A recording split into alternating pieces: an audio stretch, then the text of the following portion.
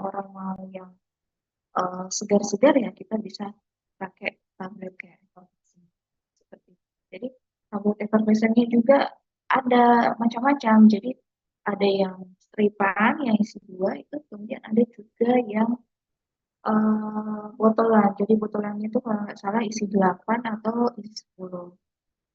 Itu kalau Indosports ya. Coba nanti kalian bisa bandingkan dengan kompetitornya. Saya lupa apa nama kompetitor dari Imbus. Tapi sejauh ini kompetitornya tidak ada yang eh, apa, lebih banyak model sediaannya dibanding Indosports. Kemudian UFIT multivitamin gummy.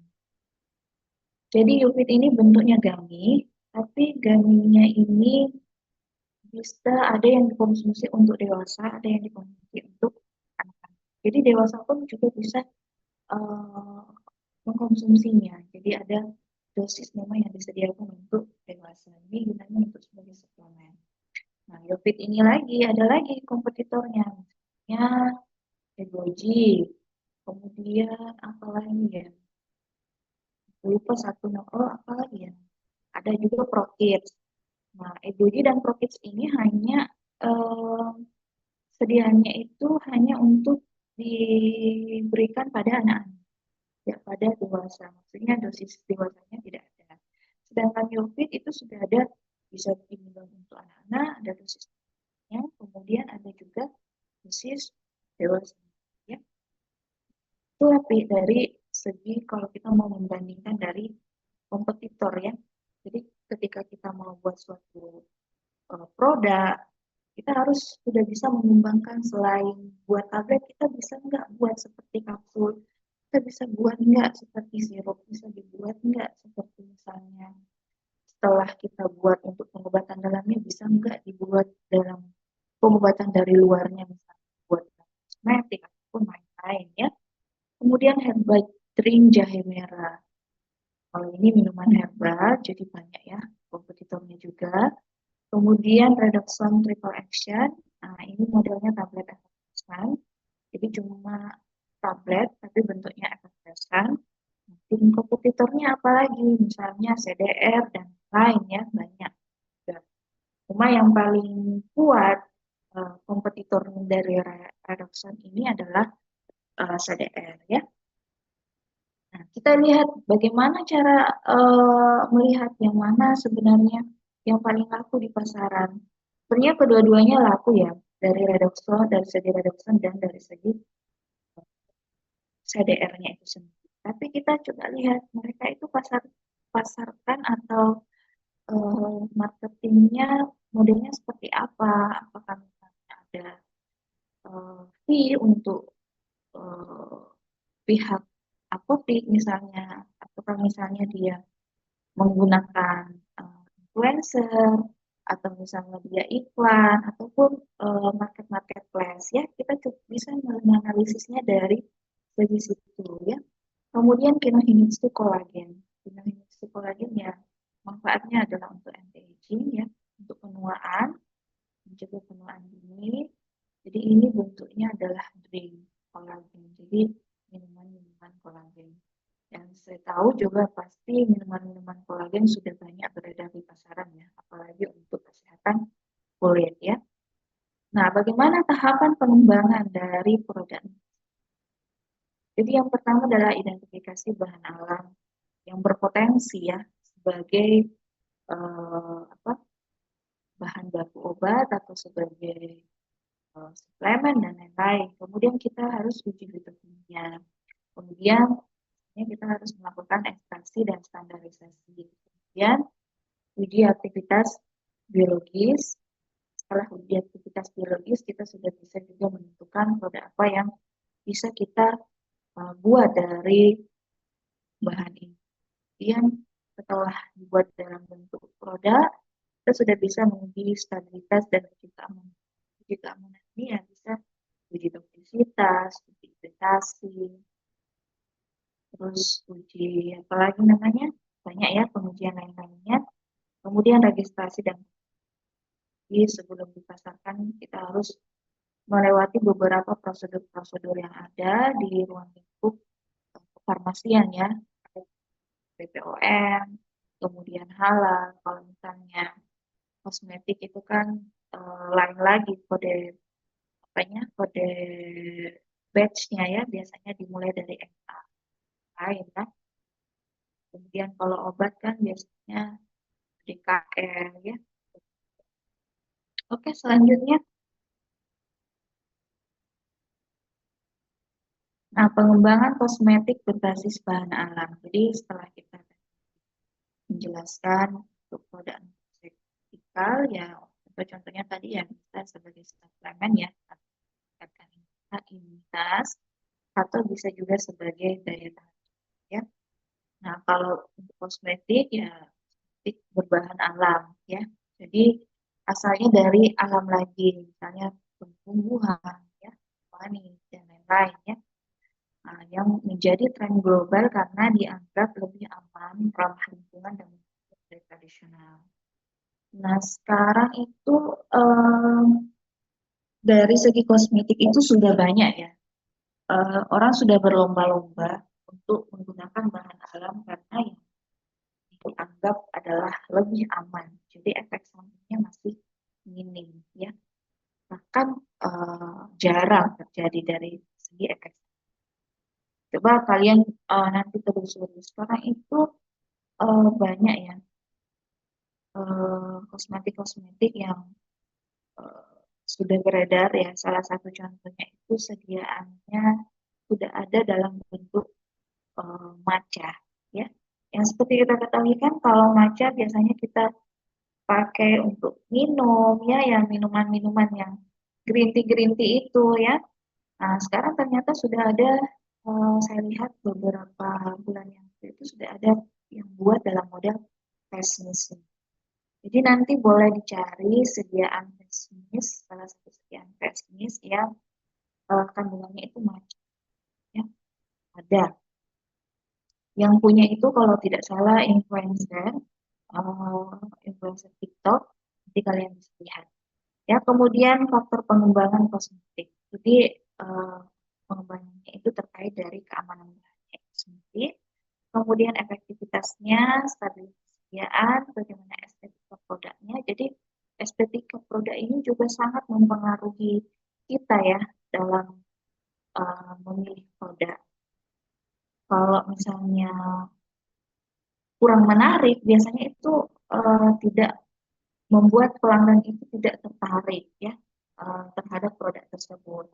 Jadi itulah sebenarnya dari segi yang pertama kan kita lihat dari segi biasanya kalau kita sudah lihat oh masanya cantik, tapi sebenarnya itu yang perlu kita tahu adalah dari segi kandungannya itu sendiri. Tapi banyak sekarang kan orang juga masih awam ya, terkait eh, apa sih manfaat dari kosmetik. Biasanya mereka juga apa, lihat juga dari segi estetika produknya.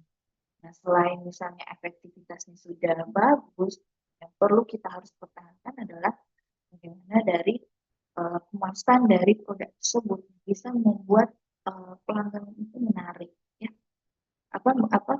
Produk itu menarik. Kemudian preferensi konsumen dan tren pasar. Nah, apa saja tahapan formulasinya? Ya, sama saja sebenarnya dari nutraceutical itu sendiri ya. Kalau misalnya untuk pengobatan luar ya, biasanya itu kita ada uji iritasi ya. Apalagi kalau eh, mengenai kulit ya. Kemudian uji pH misalnya sesuai dengan pH kulit dan lain ya, banyak gitu. Kemudian inovasi dalam industri bahan alam yang bernama bentuk inovasi itu sendiri. Jadi produk inovasinya seperti apa ya, kita mau buat apa dulu ya, kemudian inovasi prosesnya itu melalui apa. Walaupun sebenarnya um, apa kandungannya sama, tapi mungkin proses pengolahannya misalnya berbeda dari tim kompetitor kita, itu ya. Jadi mungkin kompetitor sebelah misalnya dia pakai teknologi tradisional, kita bisa pakai teknologi yang lebih modern. Kemudian inovasi model bisnisnya seperti apa? Kan model bisnis itu banyak ya.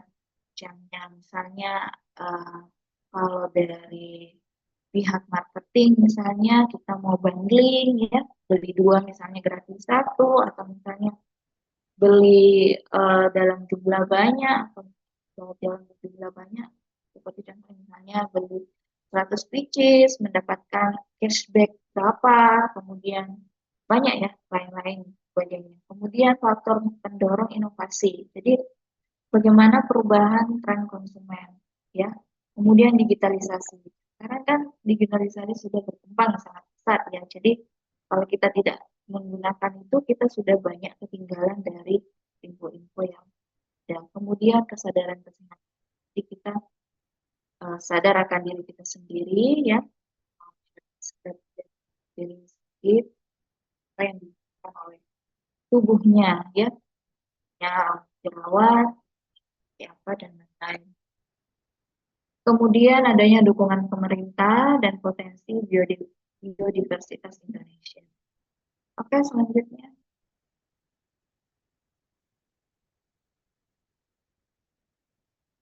Nah, kita masuk di studi kelayakan. Jadi produk-produk inovatif cukup saya jelaskan dua ya, terkait dengan nutrasetikal maupun dengan kosmetik. Jadi kita masuk di studi kelayakan bisnis. Jadi ini merupakan suatu analisis menyeluruh untuk menentukan apakah usaha itu layak dijalankan dari aspek teknis, pasar, finansial, hukum, dan tujuannya adalah untuk mengurangi resiko usaha, menentukan peluang pasar, menghimpun potensi keuntungan, menentukan strategi pengembangan. Ya. Jadi eh, harus dilakukan studi kelayakan ini ya. Pertama adalah membangun. Nah sebelum itu ya apa dulu, kita harus mengetahui dulu, identifikasi dulu, dan analisis dulu resiko usahanya seperti apa. Nah, ketika kita sudah bisa menentukan apa analisis resikonya dalam usaha tersebut, nah kita sudah bisa memberikan pencegahan untuk mengurangi risiko usaha atau mencegah tidak terjadinya risiko tersebut. Ya, kemudian kita sudah bisa menentukan peluang pasar. Jadi target kita apa? Jadi harus ditentukan.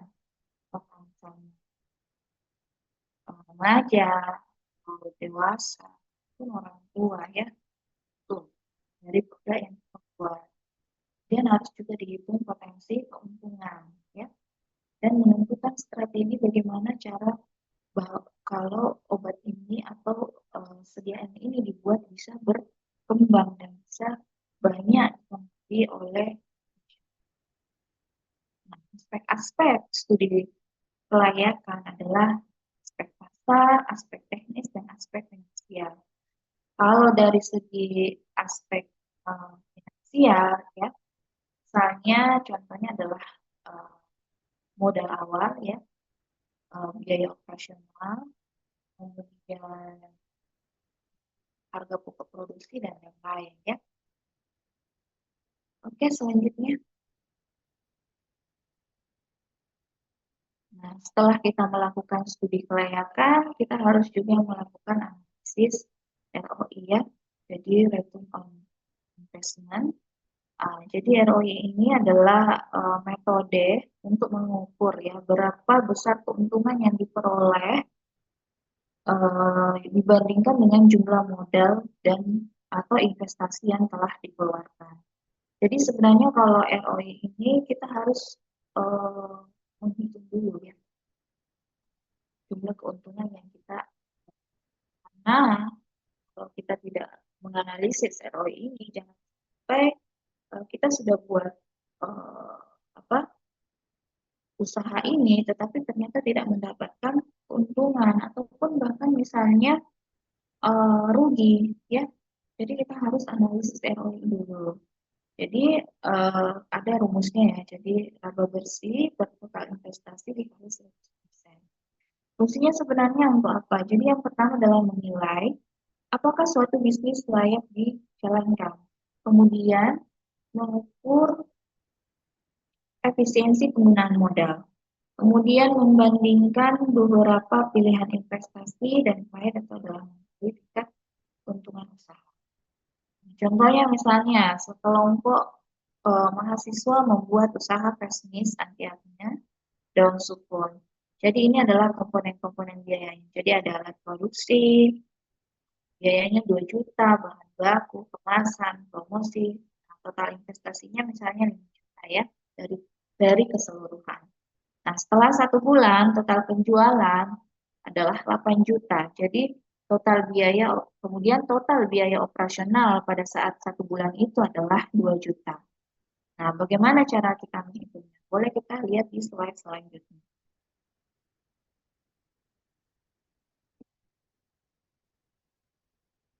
Nah, di sini sudah kita bisa hitung ya, laba bersih, laba bersihnya dulu. Jadi laba bersih adalah 8 juta ya. Jadi hasil yang kita dapatkan total penjualan dengan uh, modal yang kita pakai 2 juta. Jadi 8 juta kurang 2 juta, sehingga kita bisa mendapatkan 6 juta.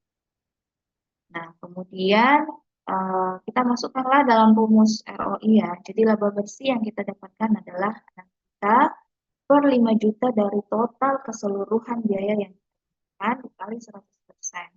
Sehingga mendapatkan 120%. Nah, ini kita bisa lihat dari interpretasi nilai.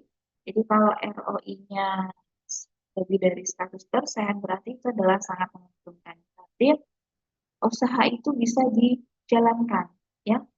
Kalau 50 sampai 100% itu menguntungkan. Kalau 1 sampai 49% itu kurang menguntungkan ya. Artinya keuntungannya rendah. Nah, kalau 0% artinya impas. Jadi tidak memberikan keuntungan, tidak memberikan juga kerugian. Tetapi kalau ROI-nya negatif, itu akan bisa membuat kerugian. Jadi modal kita tidak tertutup, kemudian apa? Kita sudah modal kita juga sudah berkurang untuk membuat batch selanjutnya seperti itu ya. Oke, selanjutnya. Nah, strategi komersialisasi riset bahan alam. Jadi hilirisasi riset bahan alam adalah proses transformasi hasil penelitian laboratorium yang sudah yang bisa memiliki nilai ekonomi dan dapat dipasarkan ke masyarakat. Jadi sebelum dipasarkan di masyarakat itu sudah diteliti ya sebelumnya. Jadi hasil penelitian dari laboratorium yang memiliki nilai keuntungan yang bisa memberikan nilai ekonomi ya terhadap suatu perusahaan. Apa saja tahapannya? Ya, yang pertama identifikasi potensi bahan alam sendiri ya. Jadi sebelumnya kan sudah diidentifikasi melalui hasil penelitian laboratorium ya. Kemudian dilakukan juga penelitian dasar, kemudian pengembangan formulasi, kemudian standarisasi dan quality control melalui CPOTB, GMP, GACP. Kemudian dilakukan uji keamanan, kemudian perlindungan hak kekayaan intelektual atau biasa disebut dengan HKI. Kenapa sebenarnya kita harus melakukan perlindungan HKI? Karena itu adalah untuk melindungi apa ya suatu karya kita biar tidak uh, biar tidak di apa lagi namanya dicontoh sama orang ataupun misalnya tidak diambil alih ide kita sama pihak yang tidak berwenang. Kemudian scale up produksi, penyesuaian dengan skala industri, jadi kita bisa sesuaikan membuatnya dalam bentuk skala industri, jadi sudah bisa membuat dalam produksi batch yang lebih banyak lagi. Kemudian sertifikasi dan regulasi, misalnya terkait BPOM dan halal, kemudian strategi komersialisasi dan branding, dan distribusi serta supply chain ya, atau kerjasama. Nah, faktor keberhasilan dari hilirisasi itu adalah yang pertama adalah inovasi produk, jadi memiliki keunggulan kompetitif, kemudian evidence base, adanya dukungan data ilmiah, kemudian memenuhi standar BPOM, kemudian brandingnya ya terkait dari segi kemasannya juga harus menarik dan unik, kemudian supply chain-nya adalah stabil dan berkelanjutan, ini terkait dengan kerjasama juga ya. Kemudian kolaborasi, bisa kolaborasinya dari pihak kampus, industri, ataupun pemerintah. Oke, selanjutnya. Nah, kualitas dan regulasi. Jadi setelah dibuat dalam bentuk sediaan, harusnya kita lakukan adalah kualitas dan regulasi. Jadi kualitasnya harus mengikuti CPOTB ya, atau cara pembuatan obat tradisional yang baik ya, atau bisa juga CPOB ya, cara pembuatan obat yang baik. Jadi CPOTB ini merupakan pedoman ya produksi obat tradisional agar memenuhi persyaratan mutu, keamanan dan konsistensi. Jadi ketika kita mau membuat suatu produk itu tidak langsung kita harus membuatnya ya, itu harus memenuhi syarat-syarat dari CPOTB itu sendiri. Misalnya harus dilihat dulu dari segi aspek bangunan dan fasilitasnya, apakah sesuai dengan yang dibutuhkan di pedoman yang ada di CPOTB. Kemudian harus sanitasi dan higienis terkait misalnya baju yang dipakai oleh pegawainya di sana, kemudian bagaimana proses penyimpanan, bagaimana proses produksinya, itu harus semua terhindar dari kuman ataupun mikrobiologi, mikroorganisme yang lain. Kemudian dokumentasi, kemudian pengawasan mutu, kemudian produksi dan penyimpanan. Penyimpanan di mana ya? Jadi proses penyimpanannya juga harus sesuai dengan standar CPOTB. Kemudian standarisasi ekstrak bahan alam, jadi bertujuan untuk menjamin konsistensi kandungan senyawa aktif.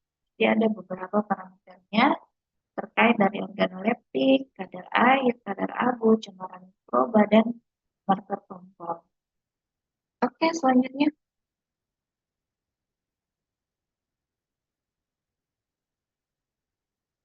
Nah, sertifikasi dan BPOM. Jadi setelah kita mengikuti pedoman CPOTB, ya, kita harus melakukan sertifikasi BPOM dan ya.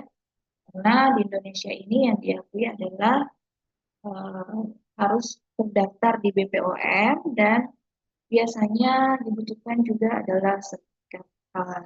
Ya. Nah, kalau dari segi kosmetik itu bentuk registrasi BPOM-nya adalah notifikasi kosmetik. Jadi biasanya keterangannya adalah NA, kemudian diikuti dengan penomoran.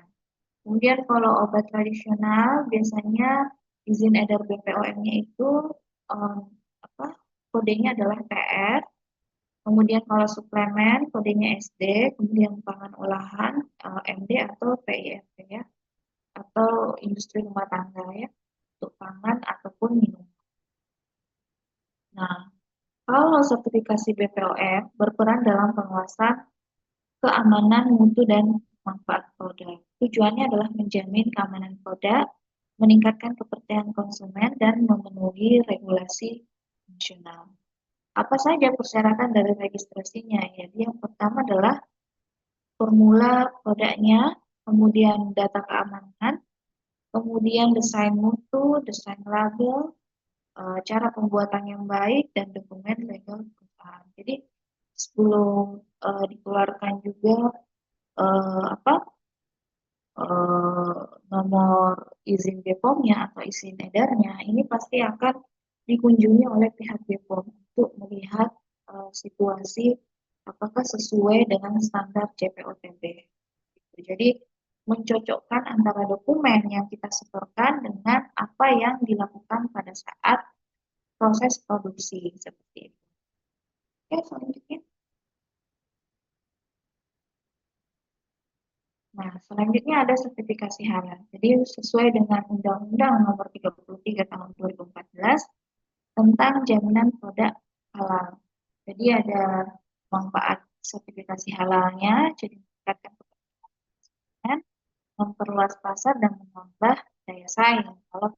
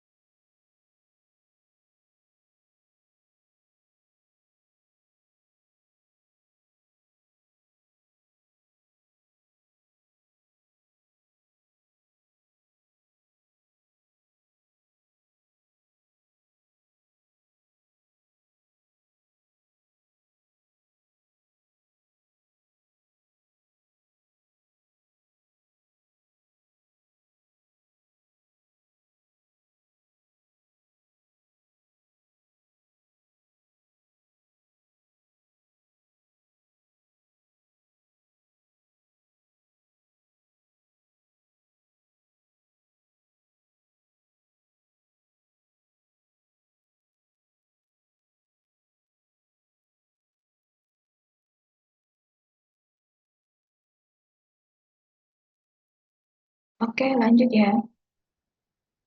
Kemudian tahapan sertifikasi. Jadi pendaftarannya melalui si halal, kemudian pemeriksaan dokumen, kemudian ada audit halal, sidang fatwa halal, dan penerbitan sertifikat halal.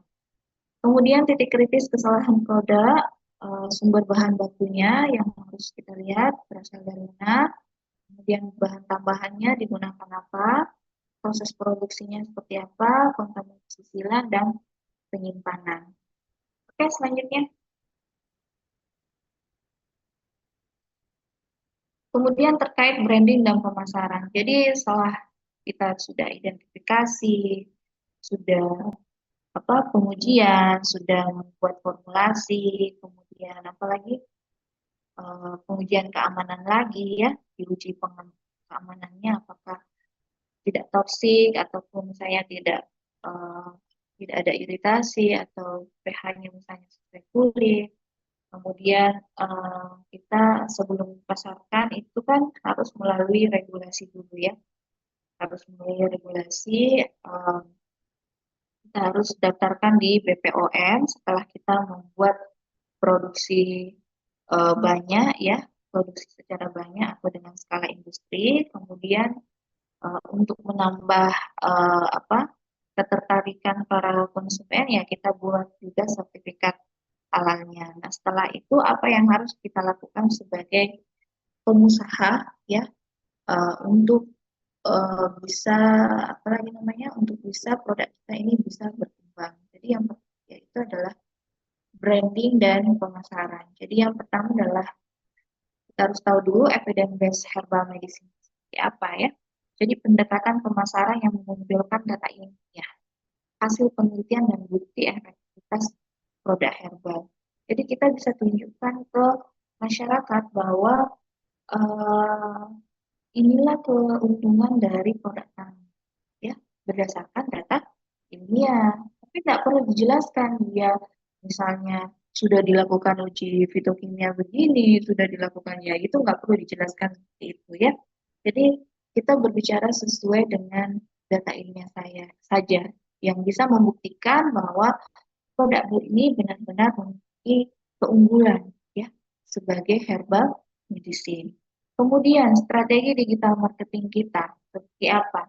Jadi sekarang kan strategi digital marketing sudah berkembang pesat ya, bukan hanya melalui televisi yang di iklan-iklan, tetapi sudah banyak ya, sudah beredar apalagi kalau di sosial sosial media ya, teknik marketingnya di sosial media, hanya buat akun Instagram terkait produk tersebut, kemudian dibuatkan iklan di situ, yang dibuatkan konten marketing, kemudian dibuatkan juga edukasi ilmiah produk, kemudian kita bisa kerjasama dengan influencer kesehatan ya.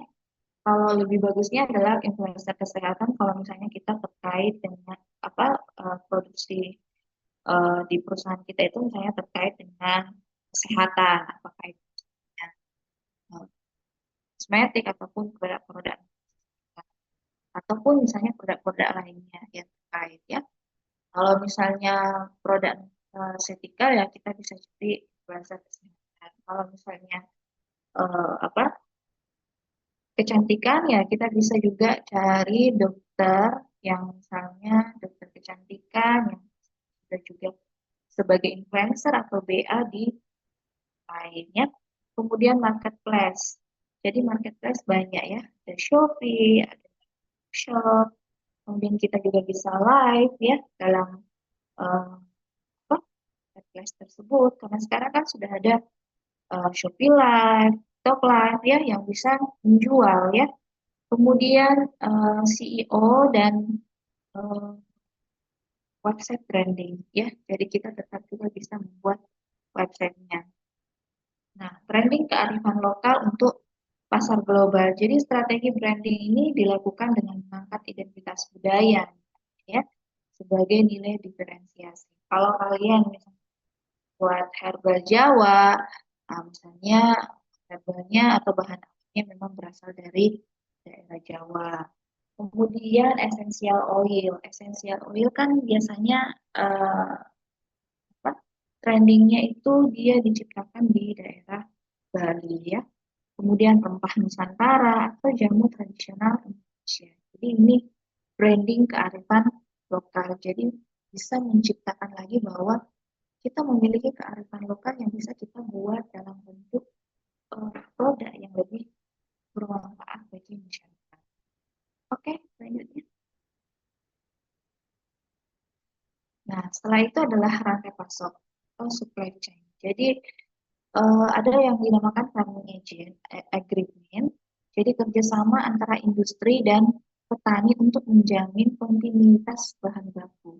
Nah, nah, ini sebenarnya kalau kita misalnya mau buat suatu sediaan ya yang dari bahan alam, kita bisa mencari apa dari suatu masyarakat lokal di tempat itu. Kalau misalnya kita ambilnya di daerah suatu daerah tertentu, misalnya daerah A atau desa A, kita bisa cari petani yang memang betul-betul dia mengelola tanaman tersebut. Nah, karena kenapa? Karena biasanya setiap tanaman itu kan kalau tumbuhnya di uh, berbeda-beda tempatnya, biasanya juga ada perbedaan dari segi misalnya bagaimana cara orang itu merawat eh, tumbuhan itu atau bahan alam itu, bagaimana cara memberikan pupuknya dan lain-lain ya. Nah, manfaat farming agreement adalah kepastian pasokan. Jadi sudah pasti bahwa kita akan dikirimkan setiap misalnya ada perjanjian, misalnya setiap bulan kita dikirimkan dalam bentuk batch yang besar, ya. Kemudian harganya juga bisa stabil, ya, karena ada kerjasama. Kemudian jaminan kualitasnya. Jadi kualitas yang diberikan atau kualitas manfaat apa kualitas dari bahan alam yang diberikan ke kita itu adalah terjamin, ya. Kemudian adanya hubungan jangka panjang. Ya, jadi selain kita mendukung eh, apa ekonomi dari desa tersebut, ekonomi dari suatu tersebut, ini juga akan bisa mendukung dari ekonomi produk kita. Kemudian blockchain for herbal supply chain, jadi digunakan untuk meningkatkan transparansi dan traceability bahan baku herbal.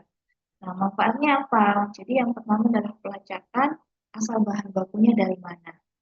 Misalnya, apa ya, lupa lagi ya. Kalau misalnya kan kayak orang buat teh, ya, teh sari wangi itu kan dia iklan, kita lihat saja iklannya itu kan pasti di perkebunan teh. Nah, otomatis ada pasti kerjasama dengan perkebunan teh. Bisa saja bekerja sama ataupun misalnya dia membuat kebun teh itu sendiri. Ya, seperti itu. Jadi harus dilacak bahan bakunya berasal dari mana. Jangan sampai bahan bakunya berbeda-beda tempat. Seperti itu ya. Kemudian mencegah pemalsuan dari bahan baku, kemudian transparansi distribusinya, kemudian meningkatkan kepercayaan konsumen. Oke, selanjutnya. Nah, bagaimana strategi optimalisasi supply chain? Jadi yang pertama adalah standarisasi baku ya. Ada yang dinamakan GACP atau Good Agricultural and Collection Practice ya. Jadi eh, itu yang merupakan standarisasi dari bahan baku harus sesuai dengan pedoman GACP. Kemudian standarisasi Simplisia yaitu quality control, misalnya kemitraan dengan petani ya. Nah, itu bukan, maksudnya standarisasi bahan baku itu masuk GACP dan standarisasi Simplisia serta quality control. Kemudian kemitraan dengan petani. Jadi kontrak kerjasama pendampingan budidaya, jadi selalu dilakukan budidaya di eh, daerah tersebut. Kemudian pembinaan kualitas. Nah, selanjutnya adalah sustainable supply chain, jadi pengelolaan limbah, penggunaan energi, ramah lingkungan, dan budidaya berkelanjutan. Nah, terakhir adalah digitalisasi supply chain, jadi bagaimana sistem inventory digital, tracking bahan baku, dan versi B2B. Ya. Oke, selanjutnya. Nah, apa komponen-komponen rantai pasok? Jadi yang pertama adalah terkait dari suppliernya. Supplier adalah seorang tempat di mana penyedia bahan baku tersebut. Kemudian manufacture adalah bagaimana proses produksinya. Kemudian distributor adalah penyaluran. Kemudian retail adalah penjualan dan konsumen adalah pengguna akhir. Ya. Oke, selanjutnya. Nah, kita bahas sedikit tentang GACP. Jadi GACP ini sebenarnya tujuannya adalah menjamin kualitas bahan baku tanaman obat. Prinsipnya adalah bagaimana pemilihan bibitnya, terus teknik budidayanya seperti apa. Artinya bagaimana cara dia mengembangkan suatu tanaman obat itu, ya sampai misalnya dari misalnya sedikit menjadi misalnya perkebunan. Kemudian panennya yang tepat. Jadi proses panennya itu ada misalnya waktunya, panennya setiap tanggal sekian, ya, jadi sudah sesuai dengan tiap jadwalnya. Kemudian penyimpanannya dan dokumentasinya.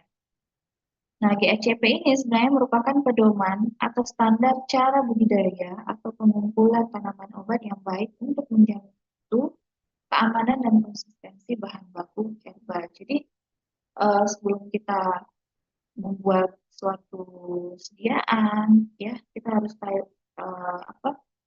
Kita harus cari tahu dulu di mana kita bisa eh, membuat budidaya suatu bahan alam tersebut. Kalau misalnya kita tidak memiliki lahan, kita bisa cari kerjasama dengan petani di daerah tersebut atau masyarakat lokal yang ada di tempat tersebut yang bisa ditumbuhi oleh tanaman obat. Seperti itu. Oke, selanjutnya. Oke, jadi dari kesimpulannya adalah pengembangan produk inovatif berbasis bahan alam memiliki potensi besar dalam industri farmasi dan kosmetik.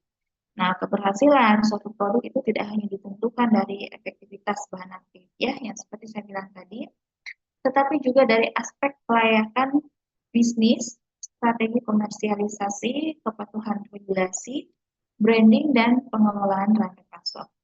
Pendekatan agropartnership ini menjadi strategi penting dalam meningkatkan nilai ekonomi biodiversitas lokal secara lanjut. Oke, selanjutnya ini tugas ya. Nah, ini ada tugas, boleh di-scroll lagi di bawahnya.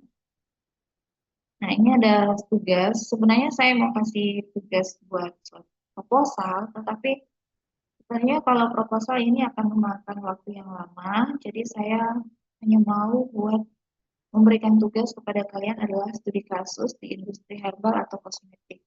Jadi ini sebenarnya melakukan studi kasus terhadap suatu industri-industri herbal yang sudah ada di Indonesia atau kosmetik lokal yang sudah ada di Indonesia maupun lokal misalnya nasional ataupun internasional yang sudah beredar di Indonesia ya. Nah, pilihan industri yang kita dapat pilih, misalnya kalian boleh pilih industri yang saya sudah cantumkan, misalnya Mustika Ratu, Wardah, Herboris, Sensatia, Javara, Marta Tilaar, dan lain-lain ya. Tapi kalau misalnya kalian punya industri lain yang kalian ingin studi kasus ya, mau lihat bagaimana perkembangan suatu industri itu, kalian boleh ambil di industri lain. Ya, seperti itu. Nah, untuk outputnya adalah makalah studi kasus dan PowerPoint presentasi. Oke, untuk outline-nya apa-apa saja boleh di-scroll lagi.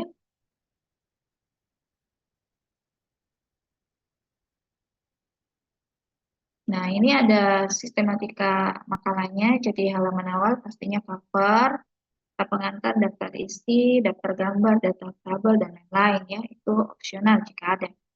Kemudian pendahuluan, ini ada pendahuluan, rumusan masalah, tujuan penulisan, manfaat penulisan, Kemudian tinjauan pustaka yang berisi teori-teori ya terkait misalnya industri dan industri yang dan kosmetik, kemudian nutraceuticals atau kosmetik, kemudian branding, supply chain, feasibility study atau studi kelayakan ya, komersialisasi, BPOM dan lain-lain ya.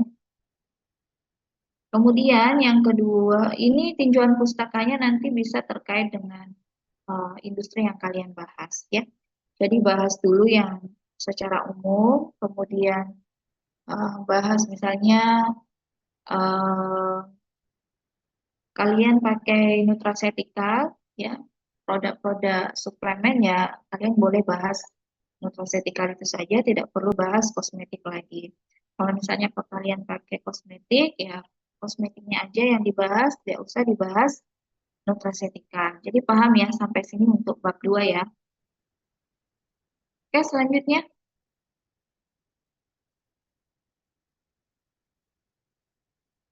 Nah, profil perusahaan. Jadi profil perusahaan ini perusahaan apa yang kalian pilih? Kalau misalnya kalian pilih Marta Tilaar, jadi sejarah dan profil perusahaannya adalah Marta Tilaar. Baik terkait sejarah berdirinya, visi misinya apa, bidang usahanya apa, perkembangan perusahaannya seperti apa ya. Kemudian produk unggulan. Nah, di sini menjelaskan jenis-jenis produk unggulan. Kemudian segmentasi pasarnya seperti apa dan keunggulan produknya seperti apa.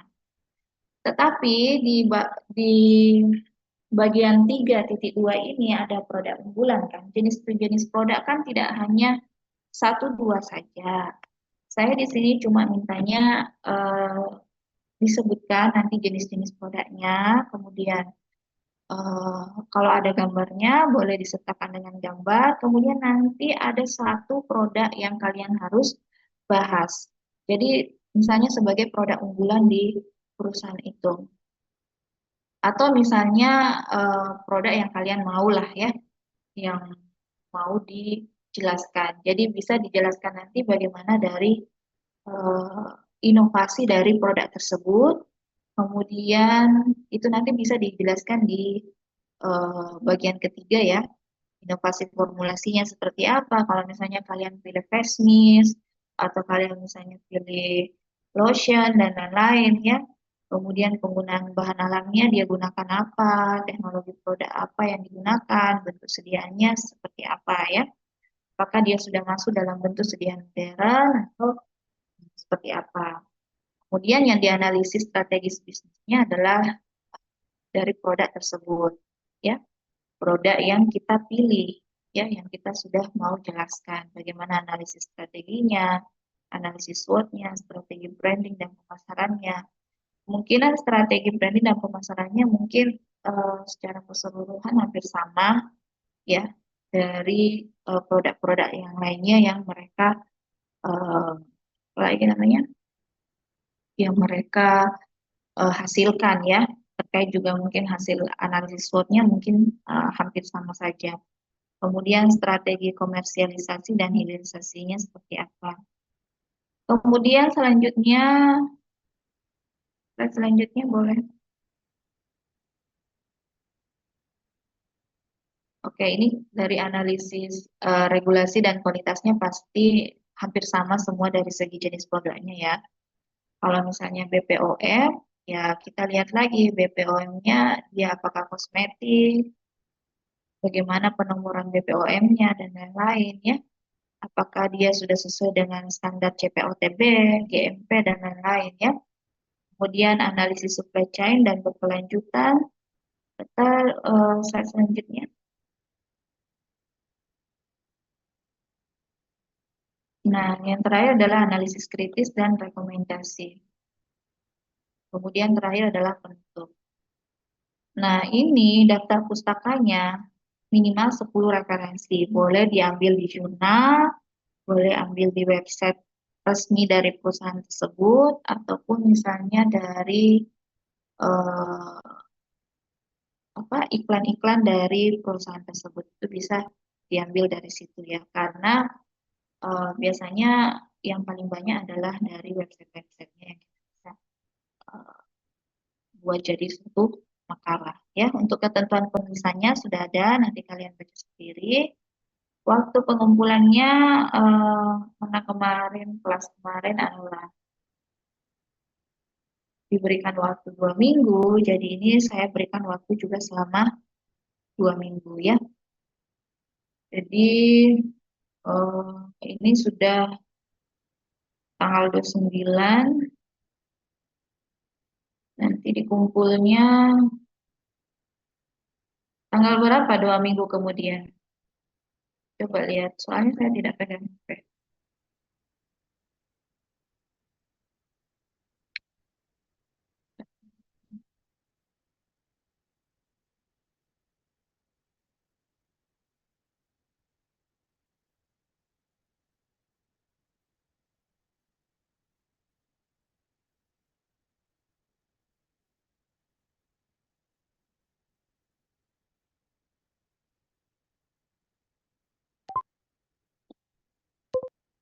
Tanggal 12 ya. Ya, tanggal 12 boleh dikumpul. Dan nanti kita tentukan kapan waktu untuk ya, seperti itu. Kemudian untuk pemilihan eh, suatu produknya, mungkin boleh di scroll dulu ke atas yang jenis-jenis industri. Ini satu kelas ada berapa orang?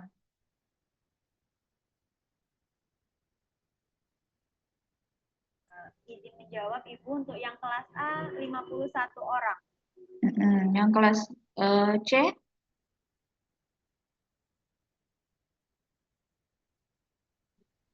Kelas C 49, Ibu.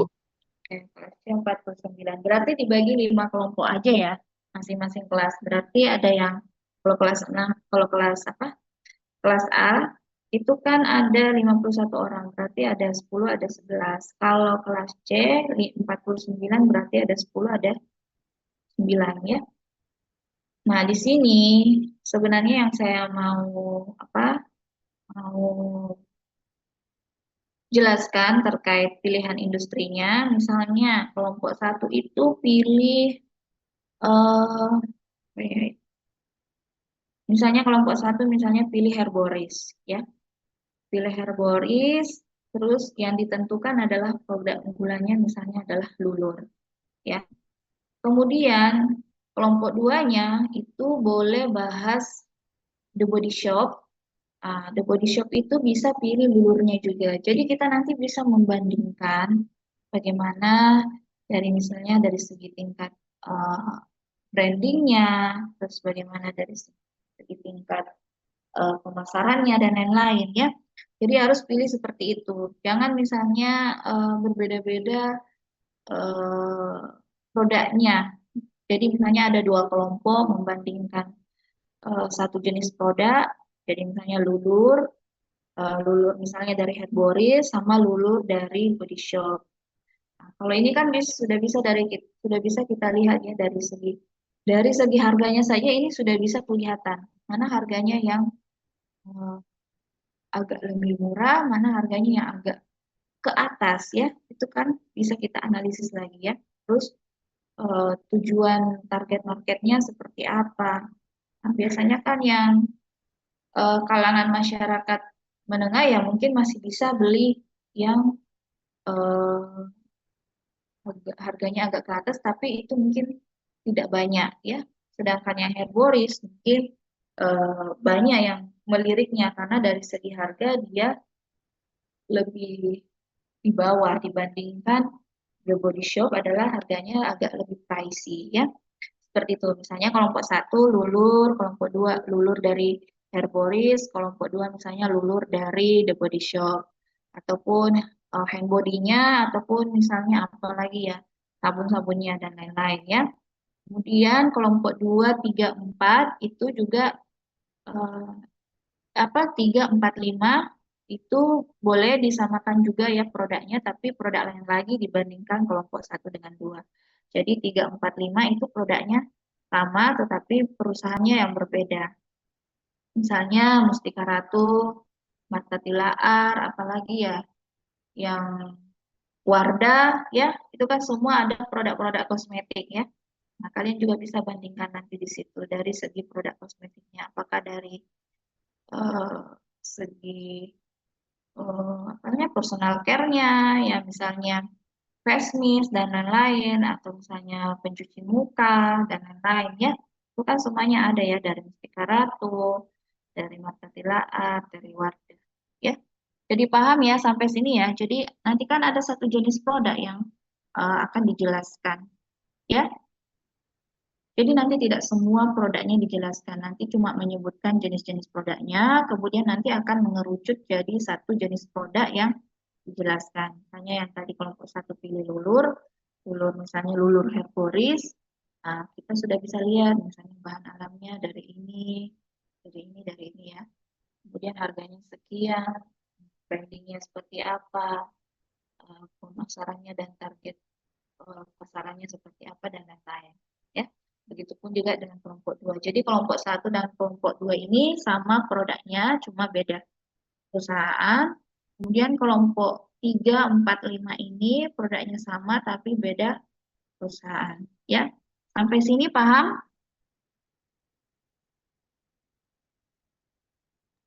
Paham, Ibu. Paham ya? Oke, ada yang mau ditanyakan lagi?